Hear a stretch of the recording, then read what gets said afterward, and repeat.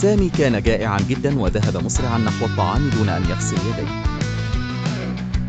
ولكنه لم يتوقع أن تتدخل ليلى لتوقفه وتقول أيدك مليان ميكروبات. بدأ بينهما حوار طريف حول أهمية غسل اليدين. ليلى بحماس شرحت له كيف يمكن للميكروبات أن تتسلل إلى الجسم وتسبب مشاكل في البطن، مما جعله يبتسم بخجل.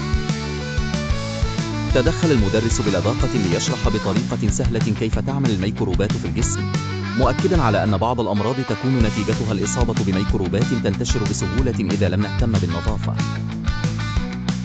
الأطفال تجمعوا حوله ليستمعوا بحماس إلى حديثه، بينما كانت ماما تراقبهم وتبتسم. أخيراً، سامي اقتنع بكلام ليلى والمدرس. توجه إلى المغسلة ليغسل يديه وهو يردد أغنية للتمتع بوقته، ويعلق بضحك أهوكده بقيت نظيف ومرتاح.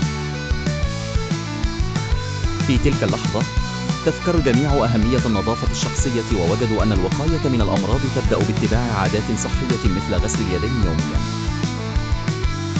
كانت هذه الحلقة جديدة ومسلية من أتعلم واضحك واتسل، حيث تعلم فيها سامي وباقي الأطفال درساً مهماً عن النظافة الشخصية بطريقة مرحة وعلمية.